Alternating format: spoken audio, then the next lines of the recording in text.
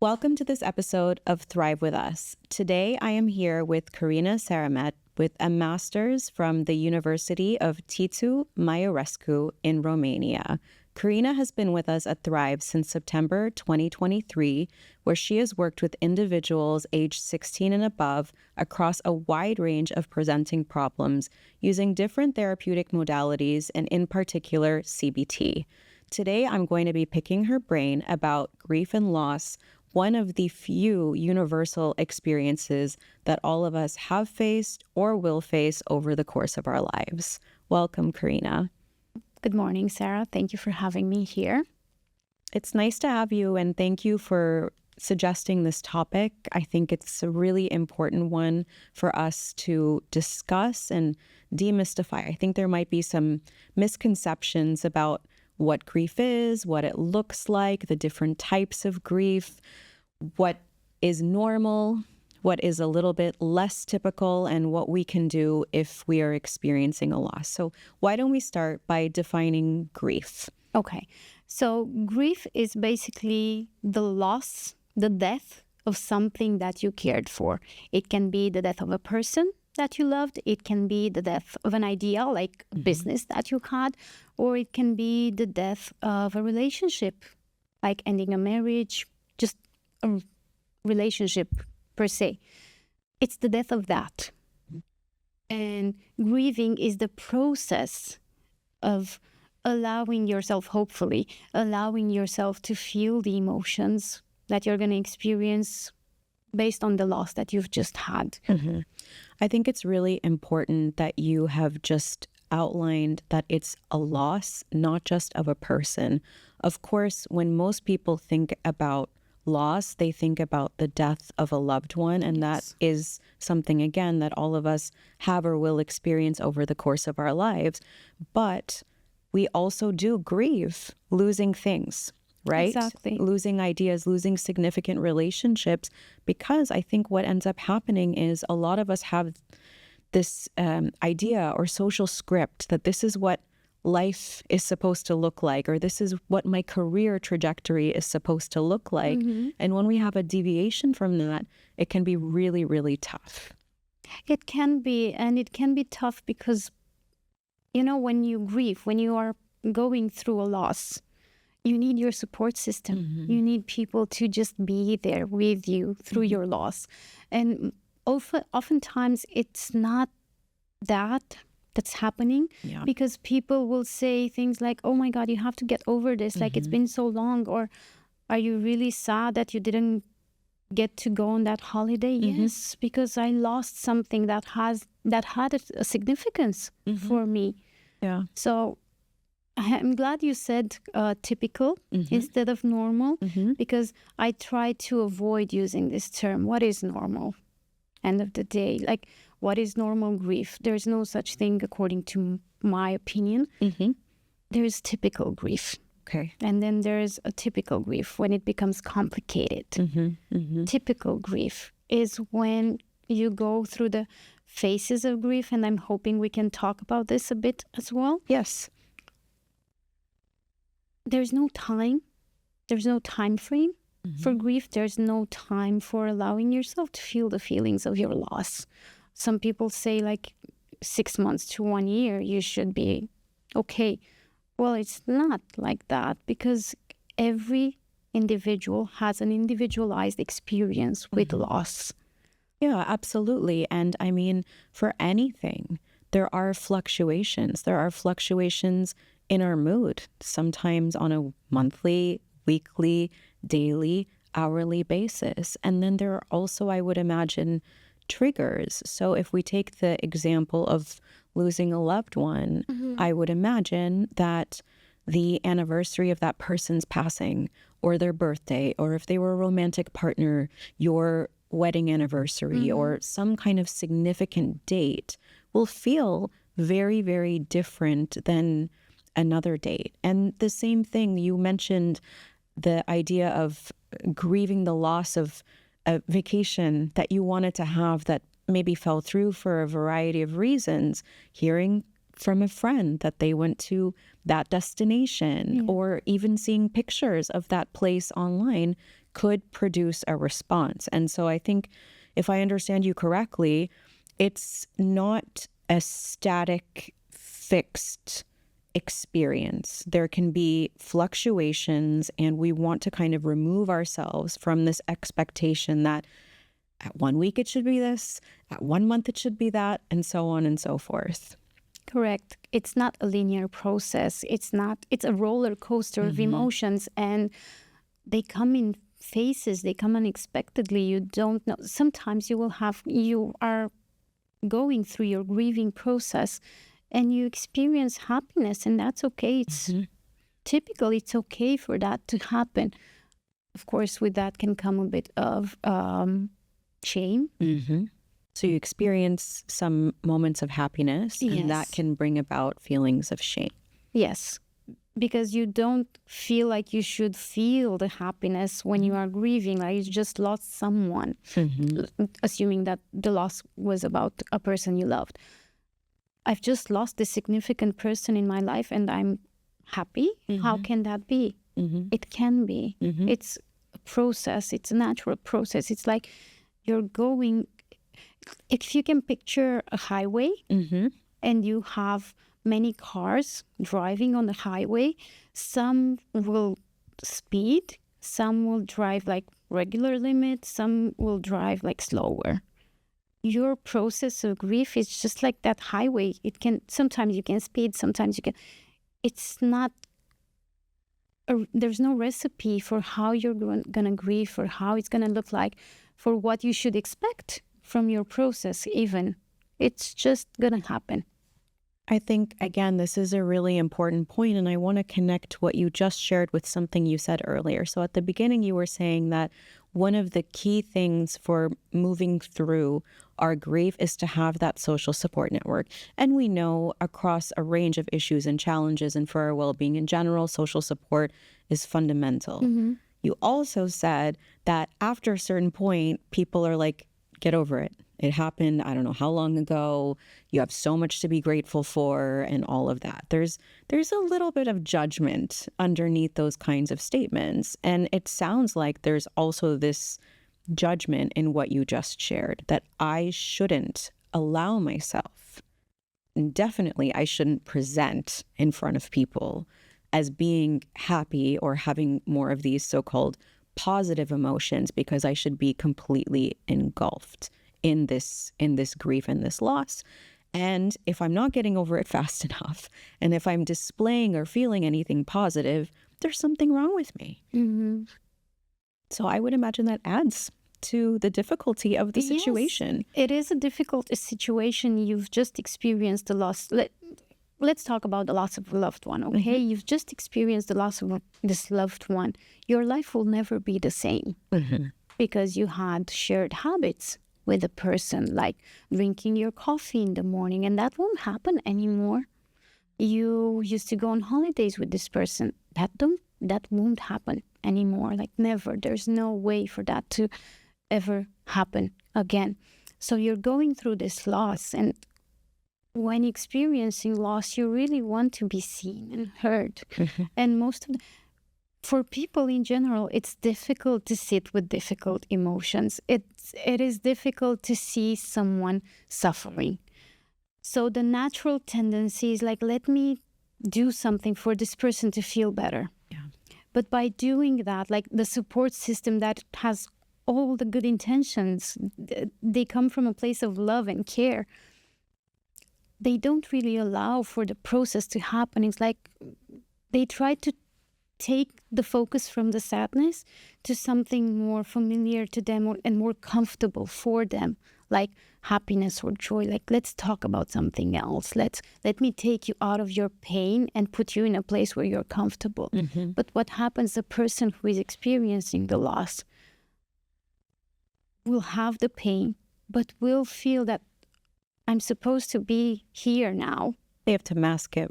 Exactly. And my emotions are still going to be there. I'm still going to suffer. I'm still going to be in extreme pain and sadness, like I've lost someone. But here I am having to please these people that are trying to help me.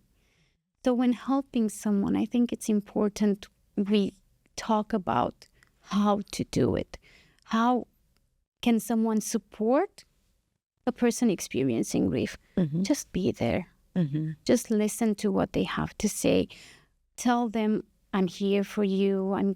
I can listen to you. Just give me a call if you need anything.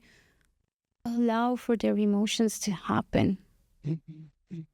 And when you hear emotions that might be a little difficult for you as someone that loves and cares about that person, kind of noticing what's coming up for you and resisting the urge to divert to something, like you said, that's more positive and more familiar. So allowing that space for that person to just vent, to cry, to express the difficulties that they're experiencing, knowing that, you know, today that might be the bulk of the conversation. Tomorrow it could be something different. So honoring what that friend, colleague, loved one needs in that moment. So this is really helpful for our audience in terms of how to show up. And I think we see the benefits of that in the therapeutic process, because that's what a lot of it is about.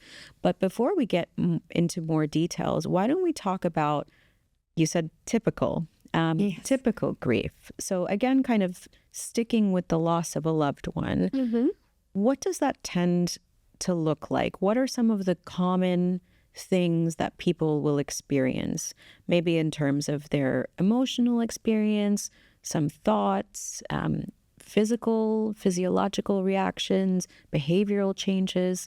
What do you tend to see in someone that has experienced a recent loss? For a recent loss, there is a lot of confusion.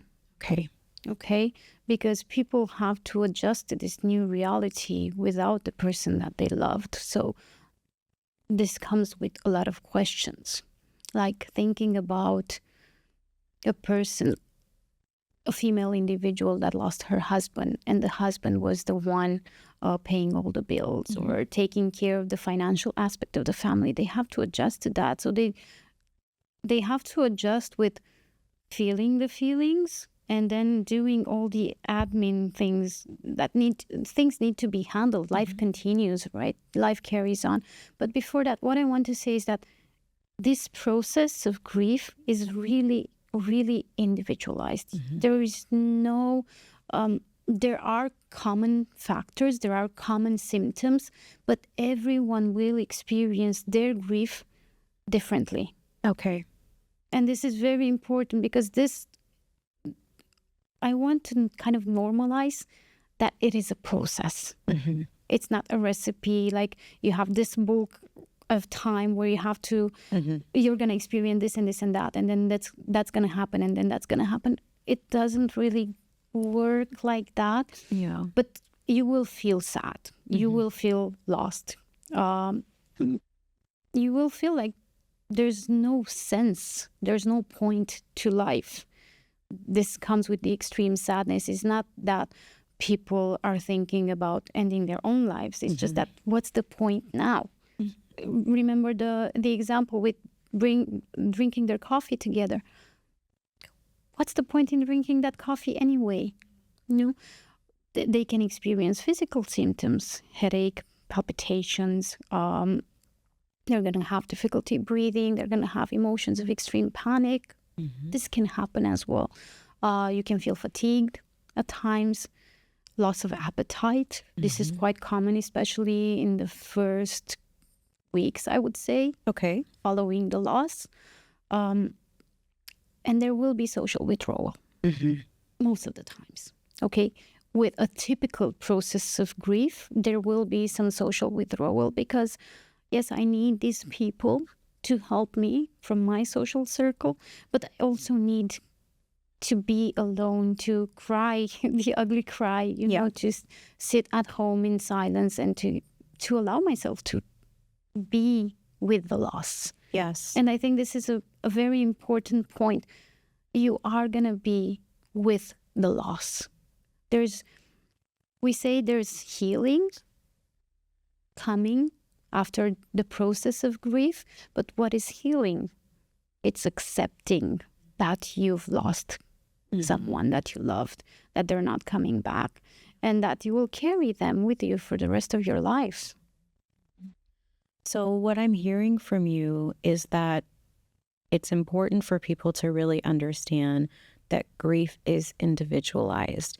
And when I asked you about the different symptoms or what it is that you see, it was because I was imagining people at home that have recently experienced a loss wondering, is this normal? Should I be feeling this way? And turning to Google for that checklist to identify, am I on the right track? Am I not on the right track? And you know how it is. Like when we're already in a period of ambiguity and uncertainty as a loss really presents for us, we want to find some kind of answer. So these checklists come in really handy. But I think you made an important distinction, which is there are common experiences, but there is no one-size-fits-all approach.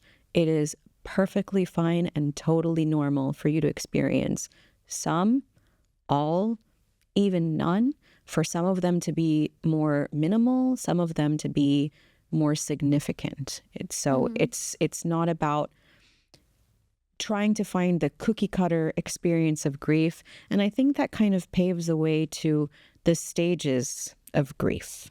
So for anyone who's not familiar with the stages of grief, it dominates the web and self-help and different blogs and all of this kind of stuff. What are the stages of grief, and what do you make of them? So the stages of grief were the result of a wonderful person's work. She was a psychiatrist. She wrote a book on grief and death in 1969, if I'm reminding it correctly. She wrote about the 5 stages of grief. She interviewed around 200 individuals that were suffering from terminal illnesses. And she identified these 5 stages. Now, the thing, before I talk about the 5 stages, I want to talk about how these are not linear. There's no, again, I use the word recipe. There's no recipe like you should go through this phase first, then the second phase, and then the third. They come in waves. Sometimes they're interconnected. You can feel part of the stage with a different stage at the same time. And it's important for people to know that this is normal. And I'm using the word normal. It is. Okay. So you have denial. And denial is a coping mechanism. I won't accept this loss that just happened to me because it's too difficult for me to handle the emotions of the loss. So I'm going to be in this denial phase. I'm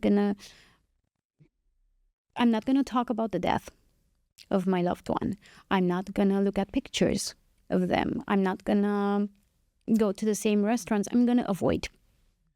Okay, thinking about it, talking about it, feeling the feelings. That's the denial. It's a wall. Exactly. But it's a protective wall. It serves a purpose. And people going through this phase, they do it because they need time to allow some emotion. Like it's too heavy, the pain is too intense. I cannot handle it right now. I need more time. It's like you're developing a new coping skill. You need time to practice it. The second phase, the second stage is anger.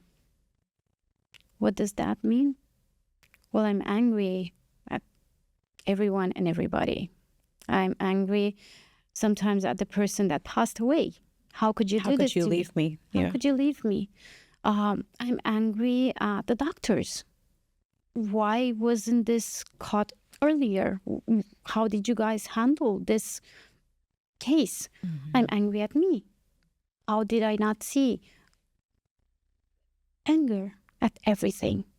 But then again, anger is the watchdog for sadness. I'm going to express anger. I'm going to feel the anger because it's a bit more familiar for me to express and to feel the anger than it is to express and to feel the sadness. It's familiar, and I think also it can be more socially acceptable in general. right? So expressing feelings of anger, and I think in particular for men, and there's like a sociocultural aspect of it, it's like we can make a space for that, even if it's not great when it's being experienced and expressed in extreme ways, but it's more comfortable and familiar to others in their circle than the experience of sadness.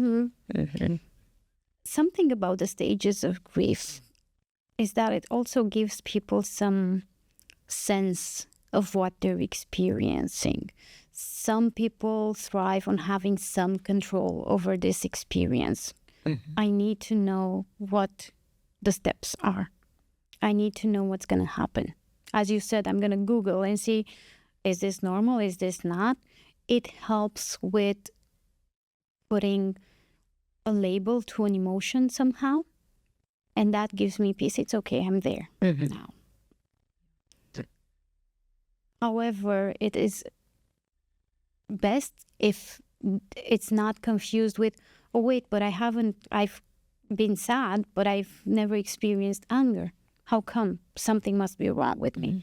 No, not everybody experiences all the phases of grief, all the stages. And not everybody experiences these stages at the same intensity. And this is normal. The same frequency, the same intensity. So what I'm hearing you really emphasizing is that there are these different stages. It makes sense that these were observed, but we don't want to be very linear in our thinking as well, that it has to be this way, this time, and that a deviation from that is abnormal. So we start with denial, and then there's anger. And then you said anger is the watchdog for sadness. Yes. What's the third phase? There's bargaining as well. Like, even if I'm not going to say them in the exact same order that were initially wrote about. That's the point. There's no correct order. Okay? So there's bargaining, the what if. What if I would have done things differently? What if I would have told the person that I loved them more? Or some people in this stage, they throw themselves in religion. Please, God, give me back the person I promise. The promises, I promise I will be good. Like, it's like I'm trying to negotiate these new terms of life, but still having that hope that the person will come that back. it's reversible. Exactly. And it is not. So this kind of leads the way for depression, which is another stage. And I've been angry, I've been sad, I've been trying to negotiate, nothing has worked. Oh my God, here it comes. Here All we my are. feelings, they're here. I'm going to feel sad. I'm going to feel overwhelmed. I'm going to feel like nothing has sense. There's no purpose. There's no meaning. I'm just going to dive in this pond of emotions, and it's going to be so difficult. And it is. And there's no way, I cannot tell people it's going to be fine. It will be difficult. It will be painful. But it is part of the process. It is necessary in order for you to come to terms with the loss. And it's not even the last stage is like acceptance. It's not accepting that this person is not coming back. It is accepting that the person is not coming back, but how do you accept that? You go through life knowing that they're not coming back, but you carry them with you. It's like accepting the terms of this new life. This new phase that you're in right now without this person that you've just lost is allowing yourself to go to the restaurant and drink the coffee. It's allowing yourself to go on that holiday that was maybe planned together. And this, why I'm talking about how this is not linear, there's no time frame. This can happen after 6 months, or this can happen after 3 years. And that's still okay. Okay? Yeah, and I think with acceptance, I would imagine that for some people hearing that, it can produce almost a pit in their stomach, because a lot of times people confuse or conflate acceptance with being okay with something and thinking it was the right thing. And you're very clearly saying that that's not necessarily the case. It's not that I accept that this death or this loss should have happened. It's that it has happened, it is not reversible, and I have this trajectory now. My life will never be the same again. I was listening to a podcast from David Kessler, who is an expert in grief. He was talking about through an experience he had. He went on to give a speech, and he talked to a lady from Australia, if I'm not wrong. It's like a process of grief in that community when someone died. And I want to make like an add in here. It is important when dealing with grief to say the words, the person passed away, the person died. Okay. Like going back to what I was saying, in this community, when someone died, they would, in that same day or that same night, they would change a piece of furniture in the house. Okay. And that meant that things will never be the same again because of the loss. And that makes so much sense. It's like with furniture, you can move it back. With loss, with having lost someone, you can't bring them back. But it's like a visual reminder of like, this thing happened. It's real. Yeah. Okay. So tell me a little bit about why you think it's so important to say and to use terminology like this person has passed away or this person has died. First of all, as opposed to what? And why do you think that this is better for coping and moving through the process of grief? Because it gives clarity. Okay. There is no running from these words. The person died. Okay? Even the doctors, when they inform you of something like that, they have to say the person died. It's like, they're sleeping a profound sleep. That, okay, this happened. Yeah. And, I think before you were saying that people have really good intentions and they approach people with care and love. I would imagine that using expression like sleeping this profound sleep, as you just referenced, is coming from that place of, I'm not going to name it. But what you're saying, which is really important, is, well, just because you're not naming it doesn't mean that it's not there. It's there and it happened. And the more we face what it is that happened, the better we can understand it. And the more we can start to move through that process. It normalizes it in a way. It normalizes the process and it gives like a starting point. I'm starting from here. The person has died. What's next?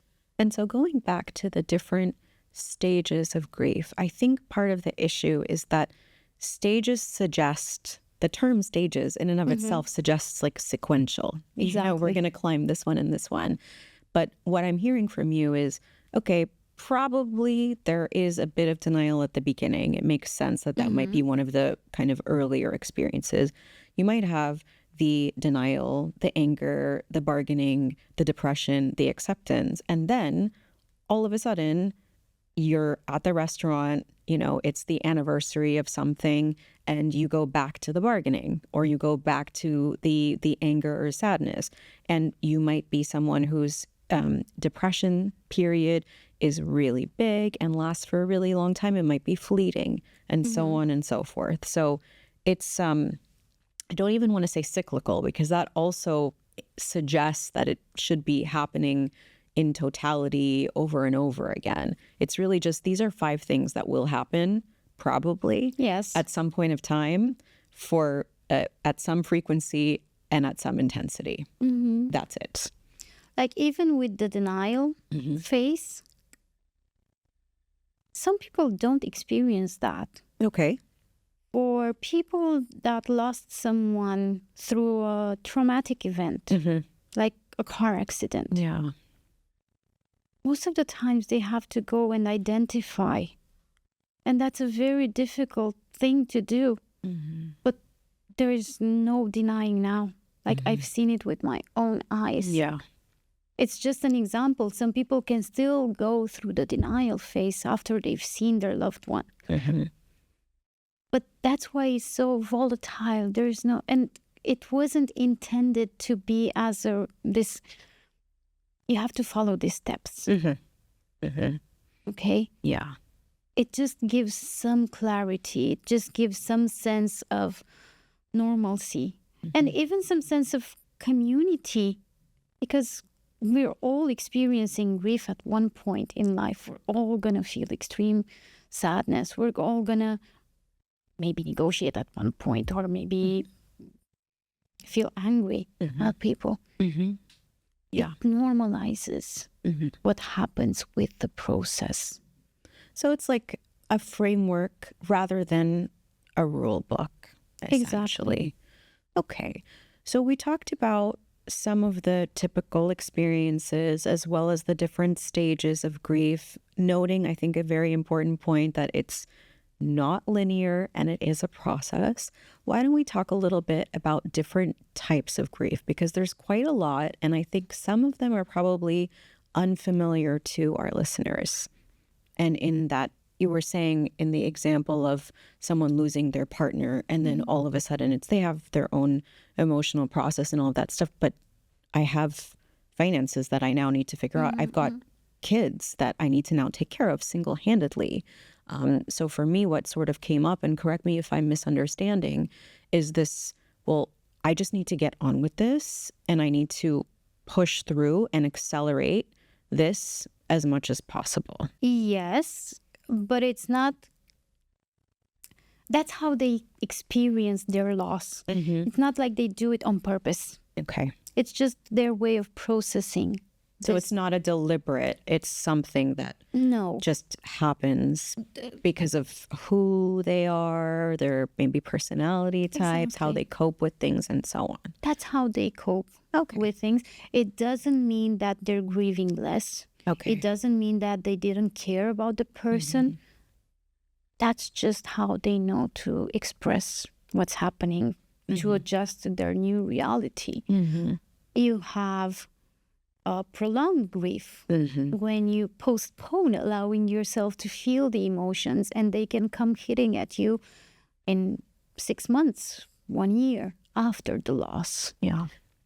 That is you not allowing yourself to feel the feelings. The person who's experiencing abbreviated grief, they're just feeling the feelings and that's it. You know, again, this doesn't mean that in time they won't think about the person, that they won't feel grief, sadness.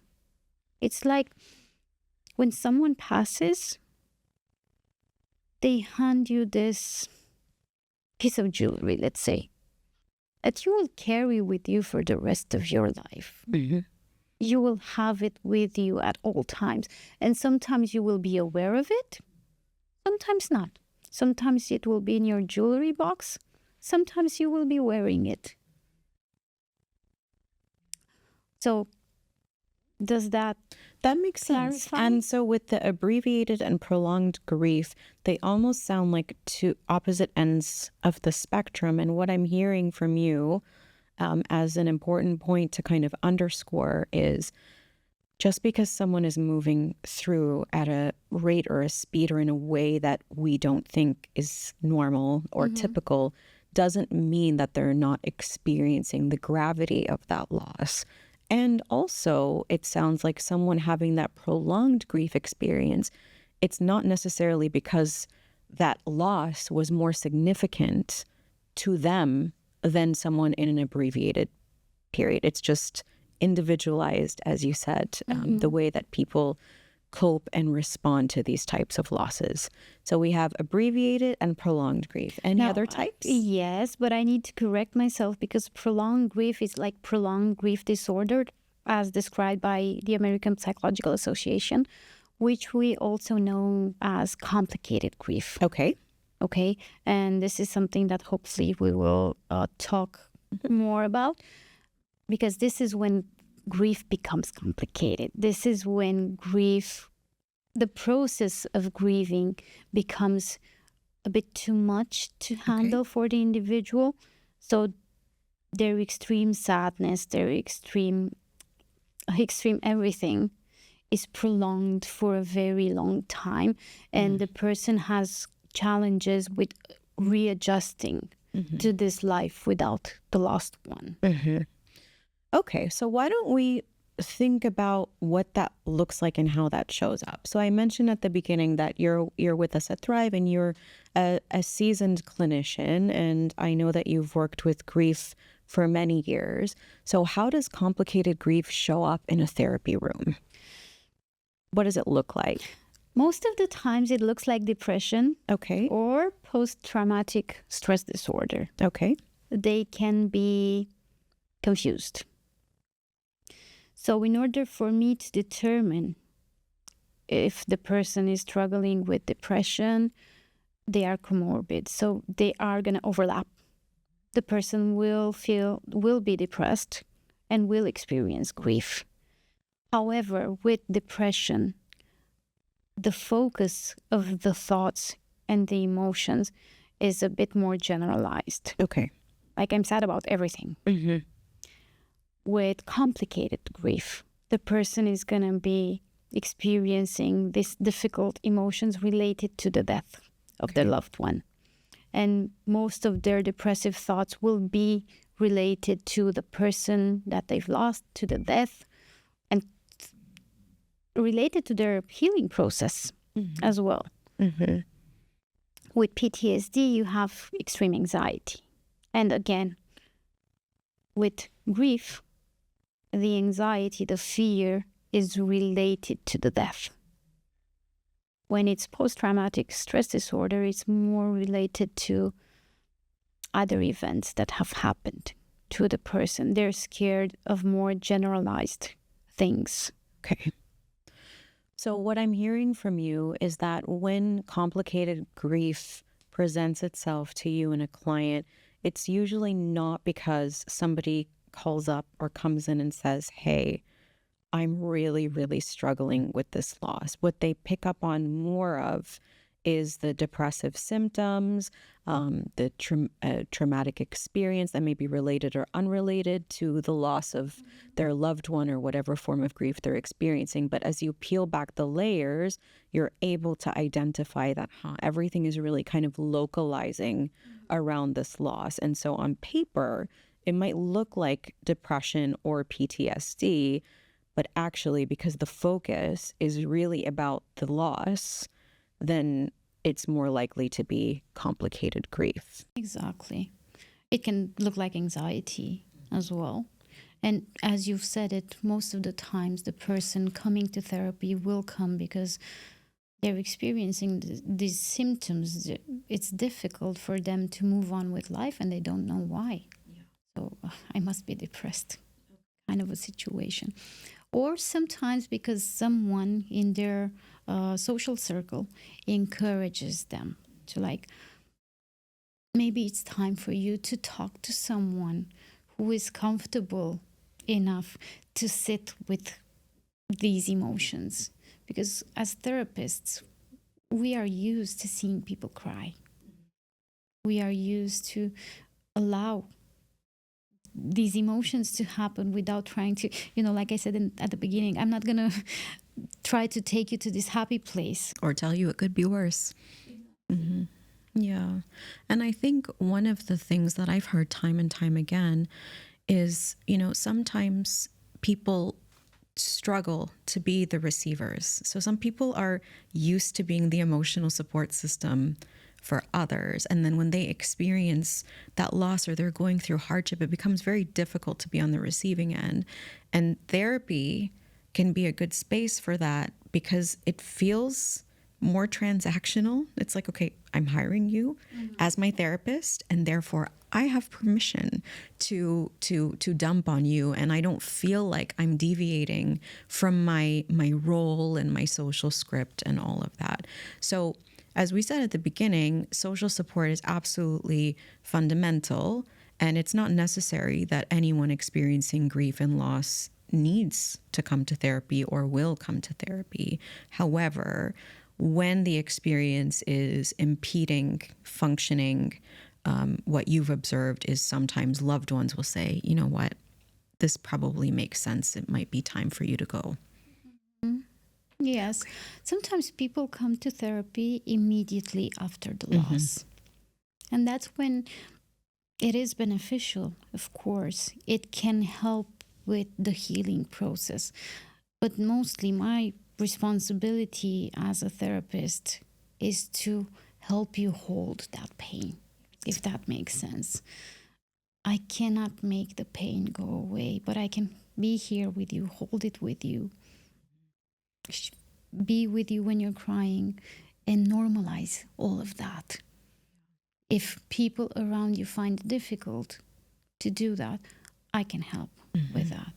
With complicated grief, with prolonged grief, we kind of follow a protocol.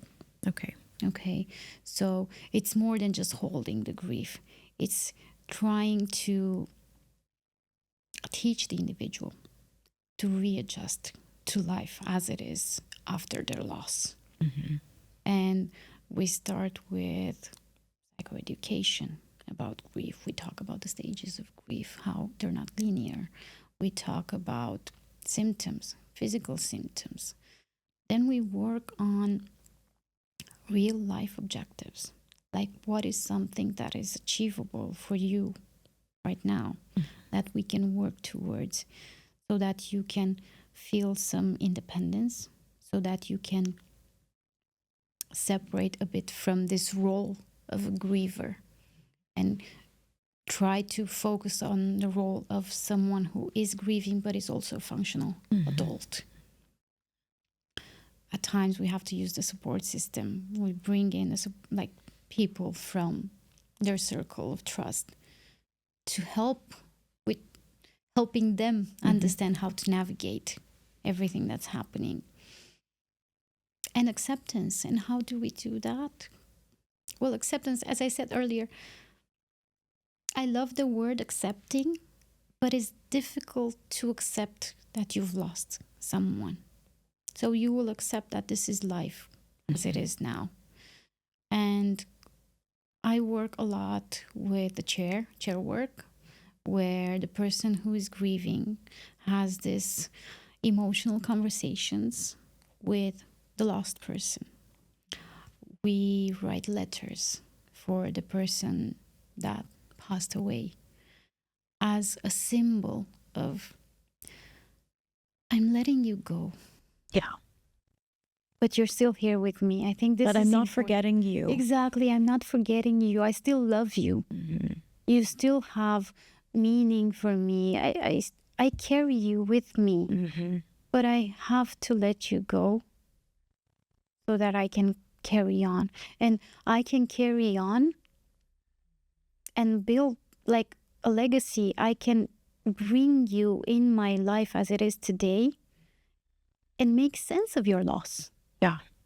If that makes sense. Yeah, no, it makes a lot of sense. And so what I'm hearing from you is when it comes to treatment for grief and loss, I've also heard similar to what you're sharing, which is sometimes people present right away because in their mind it's like, I went through this, it's going to be difficult, and I just want to kickstart the process. I want to do this the right way.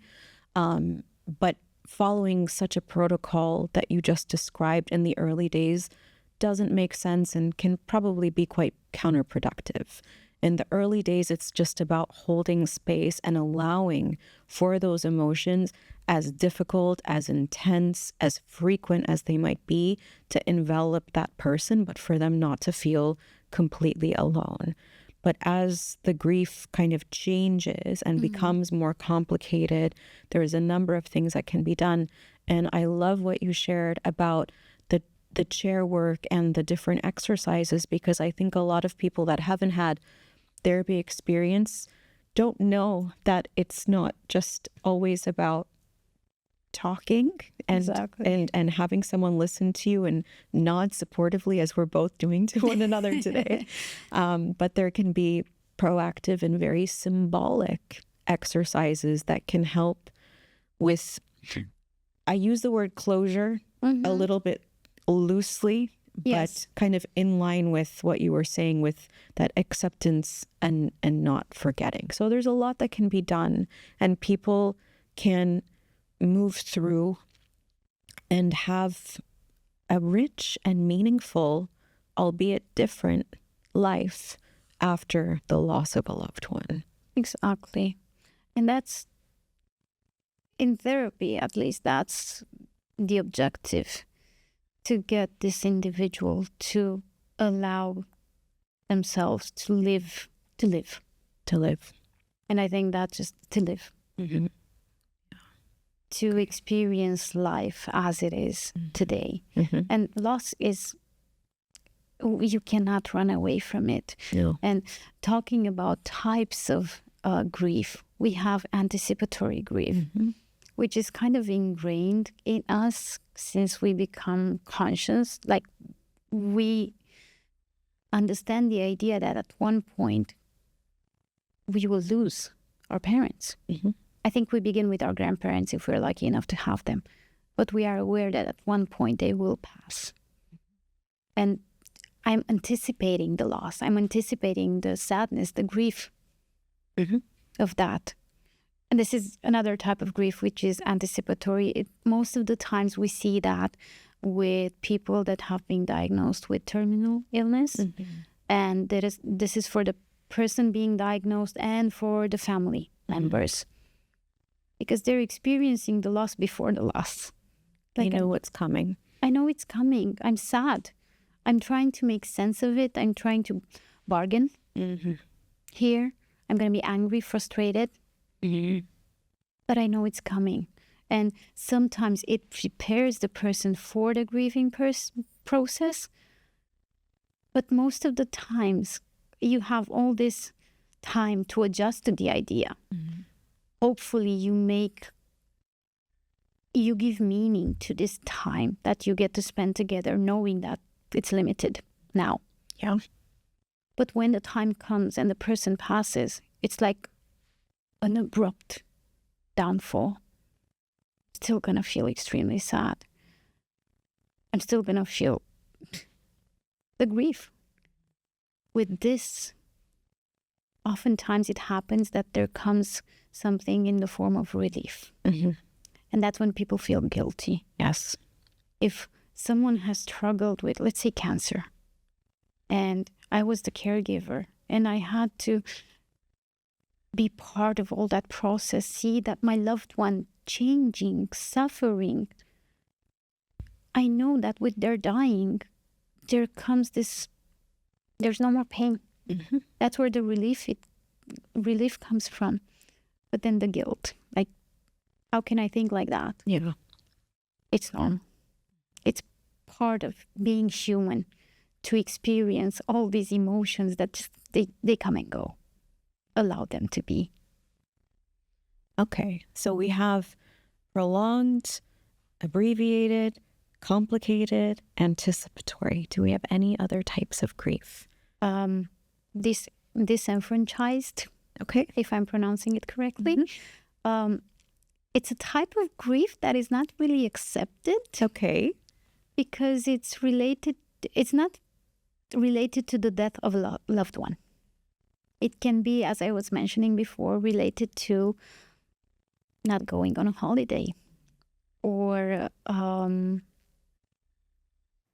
not buying something that you really wanted to buy, moving houses.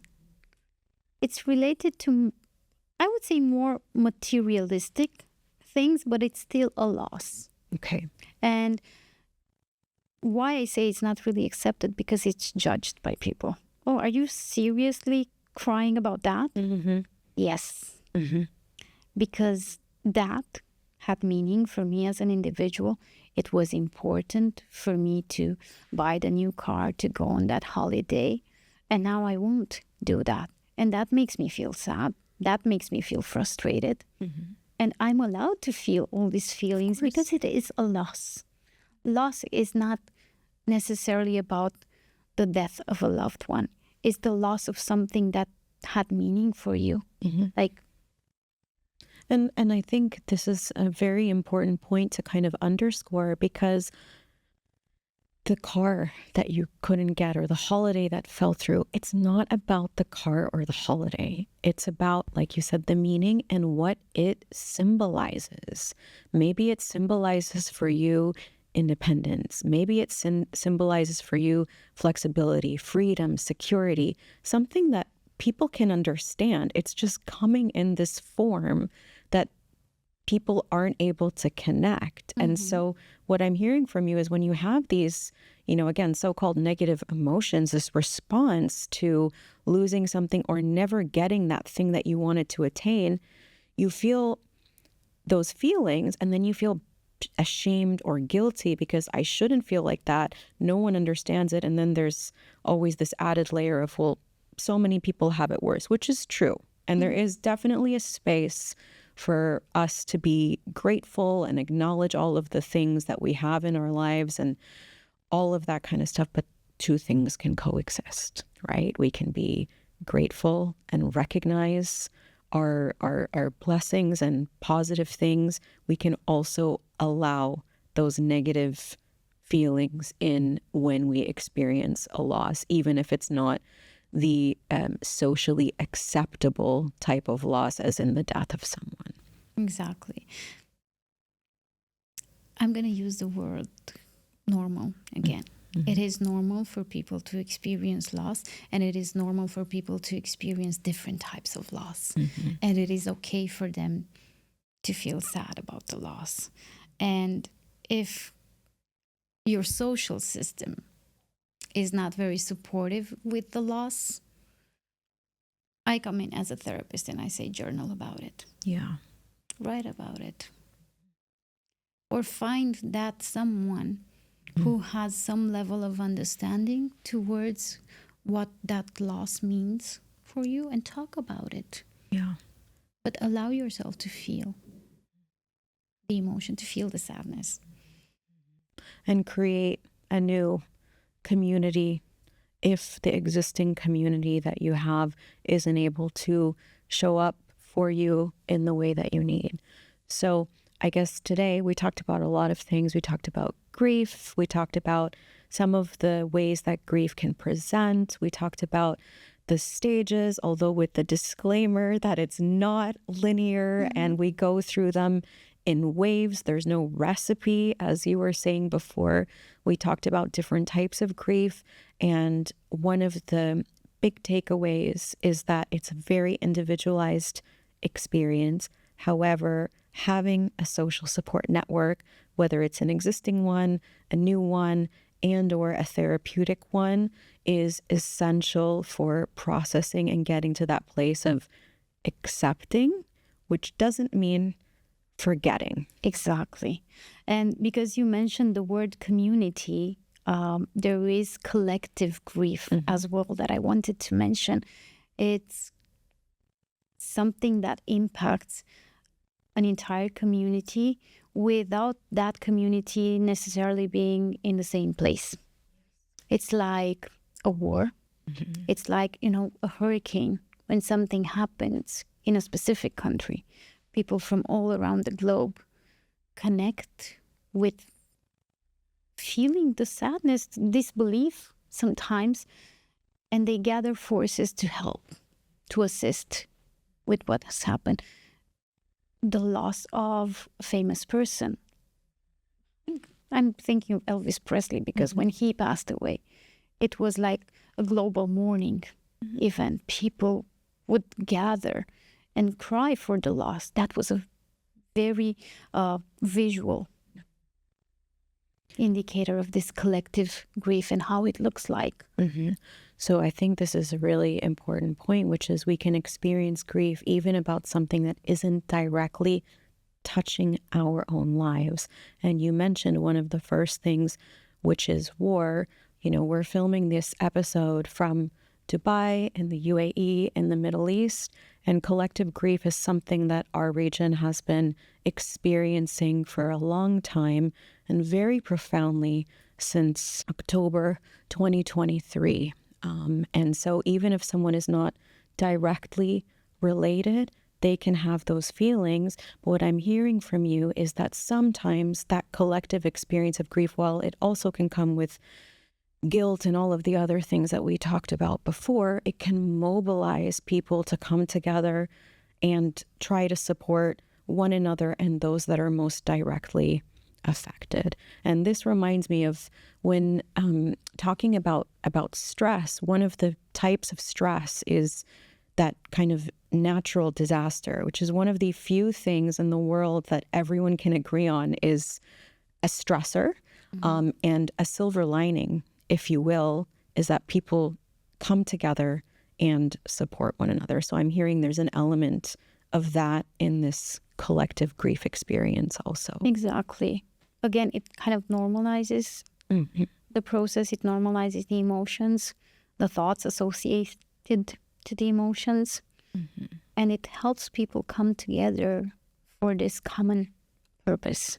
Corina, thank you so much for all of your insights about grief, what it looks like, what are the different types, this, again, emphasis on the individualized process and what people can do either individually in their communities or through therapy in order to move through it. Thank you so much. As I mentioned at the beginning of this episode, you've been with us at Thrive since September 2023, and people can find you there. Thanks for your time. Thank you for having me, Sarah.